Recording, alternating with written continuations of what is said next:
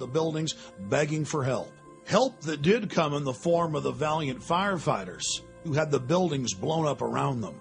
The tape you're about to hear is from the grave, as a valiant firefighter reports that the fires were almost out. And as firefighters went public and said that the fires had almost been extinguished, the federal government ordered them under national security to stop talking to the public and told the media that all the firefighter tapes had malfunctioned. But not before firefighters had rebelled and released segments of tape, a segment you're about to hear. What do you got up there, Chief? I'm still in Boy Stairway, 74th floor, no smoke or fire problem. The walls are breached, so be careful. Yeah, 10-4, I saw that on 68. Freddie, come on over. Freddie, come on over by us. Guys, we got... I got it, 415. We got police, isolated pockets of fire. We should be able to knock it down with 2 lines. Where you go that? 78th floor, numerous 1045 call horns. What scared you, Mario? Seconds before the towers collapsed, blast points could be seen springing up down the sides of the buildings from the top down. Within days of 9/11, Bush and his minions began grandstanding at Ground Zero, telling us, give up your liberties and we'll protect you. Go along with our invasion of the world and everything will be okay. Then there were all the pre-9/11 warnings from the French, the British, the Egyptians, the Italians, the Russians, the Israelis, the Indians. The list goes on, but Condoleezza Rice and George Bush told us they'd never heard of such a plan of al-CIA to fly hijacked jets into the World Trade Center and Pentagon. It didn't matter if CNN had reported on it back in 1995. Even the Taliban, 2 months before 9/11, said, stop Osama, he's about to attack you. What they didn't know is he was working for Mr. Bush. I want to add that, the president knew about a month in advance before we were attacked here in New York. He got the memo. Yeah, he didn't do anything about it. And we all know that. Now he's here in New York in the convention, and he's going to be applauded by, thousands and thousands of people. This is ridiculous. Howard Dean recently seemed to muse aloud whether you had advanced knowledge of 9/11. Do you agree or disagree with the RNC that this kind of rhetoric borders on political hate speech? Yeah. Look, there's time for politics. And, it's time for politics. And, it's an absurd insinuation. In that case, sir, can I follow up on something unrelated? Let's talk about motives. The Project for New American Century, founded back in 1996 by 25 neocons, Dick Cheney, Jeb Bush, Paul Wolfowitz, all of these people said on their own website, in publications, we need, quote, helpful Pearl Harbor events. I don't think Pearl Harbor was helpful, but we need a terrorist attack on the order of Pearl Harbor to get the American people behind a war. The globalists took a baseball bat, and we're a beehive. America's a beehive, the sleeping giant. And they took that baseball bat, and they went, ooh, terrorists got you, bam! Hey, bees, the terrorist over there, go get our oil for us. And we all came out of the hive. And now we kind of settle back down, so they keep waving the bat going, well, I don't want to hurt our bees too bad, but we may have to whack them again to get them behind what we're doing. All right, terrorists going to get you. Terrorists going to get you. Give up your rights to us. How many of you know that NORAD stood down for over an hour and 25 minutes, but if your Cessna gets off course for 5 minutes, they're going to launch F-16s on you? Remember Payne Stewart, the golfer? 15 minutes after his jet got off track, they had F-16s all around him. But on 9/11, in the most controlled airspace in the world, they could do nothing about 4 jets. But it gets worse. Guess why NORAD stood down? The average people in the military are good folks. They were told it was a drill, because the Associated Press reported, and the CIA's own website admits, that on the morning of 9/11, the CIA was running a drill of flying hijacked jets into the World Trade Center and Pentagon. It was just a coincidence. At 8:30 in the morning, there was a drill of the exact same thing happening, and so NORAD stood down. Anybody know what problem, reaction, solution is? Create a crisis to scare the people into submission. They're begging for help, and then you take their rights. Does anybody know what Hitler did?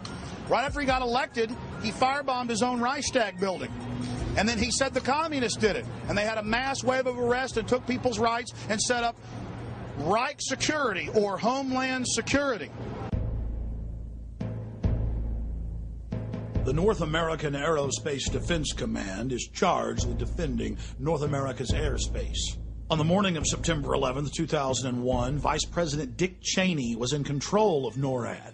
This was the first time in U.S. history that a president or vice president was in direct control of the military agency.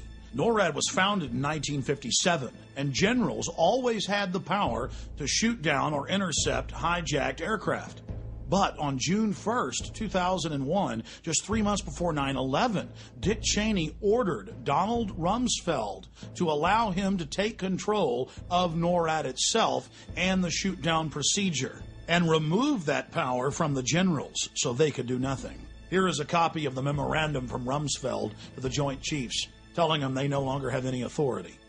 An Associated Press article in August of 2002 reported that the CIA just so happened to be running a drill on the morning of 9/11 of flying jets in the World Trade Center and Pentagon.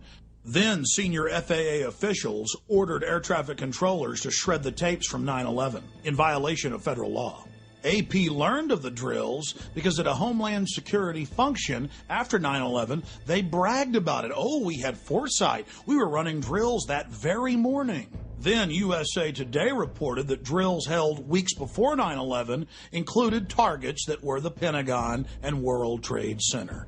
Don't just look at me. Take the damn paper, read it, get informed. We were undefended on 9/11. They're still in power. They're sitting there eating filet mignon. People are losing their jobs every day. We've got a bullshit war in Iraq. Who took responsibility for 9/11? Well, shouldn't we reward them for doing a bad job? I mean, that... Yeah, we should reward them. Bush says we should thank him for the job he did. The way you reward traitors is how we should reward. But he says he's done a great job. And what he says, I know what he did. Dick Cheney. And hidden a hole in Nebraska.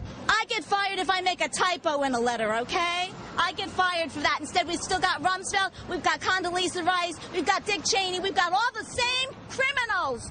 They're criminals because they allowed this to happen. 4 planes in 2 hours. How can that be? Only 14 planes guarding the entire East Coast. I say bullshit. Complete bullshit. We know this is the greatest country on earth. We have the biggest military on the planet.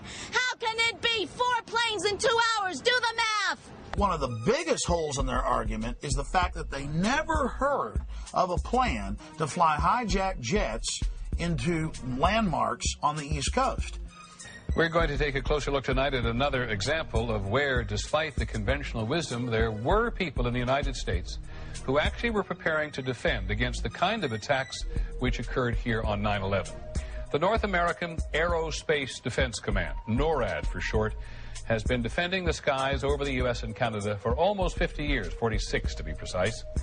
USA Today reports that in the 2 years before the attacks on September the 11th, NORAD conducted exercises using hijacked airliners as weapons. And one target was the World Trade Center. We knew he hated us. But there was nobody in our government, at least, and I don't think the prior government that could envision flying airplanes into buildings on such a massive scale. But that turns out not to be true.